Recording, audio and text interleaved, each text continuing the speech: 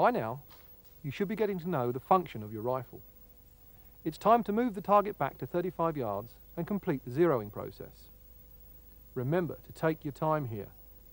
A correctly zeroed rifle is the basis of all you'll learn about downrange performance. If it isn't zeroed correctly, everything you learn is thrown off beam. Take your time, as I said. Once it's done properly, you can really begin to learn. When you're completely satisfied that your rifle is zeroed, take a break. Go and stretch your legs, have a cup of tea, leave the gun alone for 10 minutes. Come back to it and recheck the zero. Make sure everything functions as it should. This sounds a bit flaky, I know, but air rifles can do some strange things if you turn your back on them. It's all about confidence. A quick zero check before you start shooting will give you the necessary confidence to carry on improving at this early stage, and it's very important. But what do you do if your shots are going all over the place and you just can't zero the gun? There's quite a lot you can do, actually, before it's time to hand the rifle back to a gunsmith.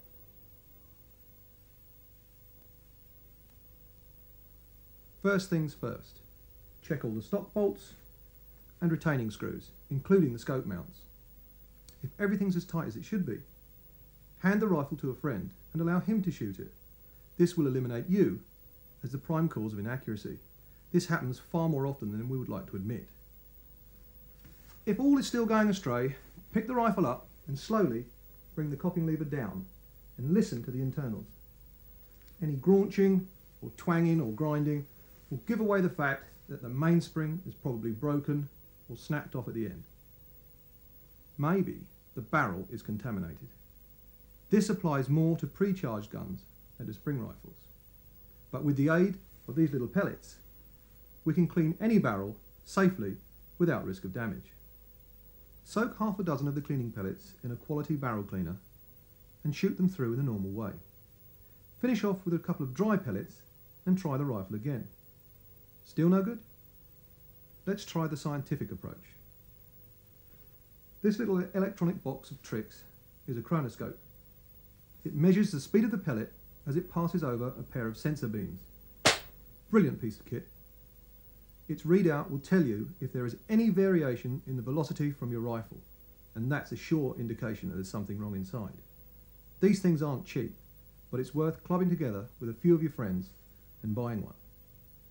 As a last resort, bribe a friend to remove his scope from his gun and put it onto yours. Then both of you go out and retest the rifle.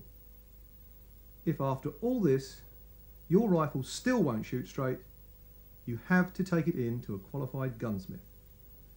Don't start unbolting the gun hoping to unearth the cause of your problems. All you'll find is disaster.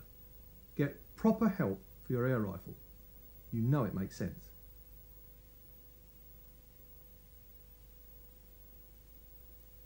Now, we can move up a stage. We'll begin by refining the shooting position. Many of you will still want to do most of your shooting from the standing position. It will probably feel more natural than sitting, yet the same principle applies. We are still thinking about structural support, although there is not so much of it about when you're on your feet. Make use of what there is, though, by concentrating the weight of the rifle down your supporting leg via an arm, propped against the hip. Again, use pure muscle power as little as possible and try to relax into the stance. Some of you won't like this position one little bit. You'll go for the shotgun style because it feels more natural. Fair enough, but use the supporting leg anyway. There is a sort of halfway house between standing and sitting, and that, not illogically, is the kneeling position. Same principle. Cut down on muscle power, use your bones, don't revert to elbow or knee technology, but slide the forearm down, thereby shortening the support for the rifle. Practice all three positions.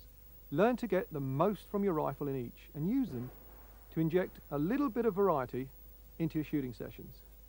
Any means of safely exploring the potential of an air rifle should be taken up. There's more to these things than just pushing pellets towards targets, you know.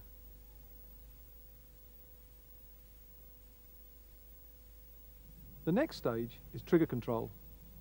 It's so important, yet it's the one thing that's completely ignored by beginners. The trigger is the means by which your skill is connected to the rifle. It is how all you learn is transferred to the shot. It's no good being the star pupil in all the other classes if you fail the final exam by ripping at the trigger. Triggers are not pulled. They are not even squeezed. They are pressed. And after they are pressed, they should be held in the let-off position until the pellet strikes. It's called follow-through. It helps to avoid jerking the trigger and ruining the shot. Follow the sequence. Watch the first stage being taken up. A second to perfect the aim, hold your breathing, and slip the shot. Trigger held until the pellet lands. Stay behind the scope as well. This too prevents flinching. Trigger technique and follow-through are vital and so simple to learn. Give them both your best shot.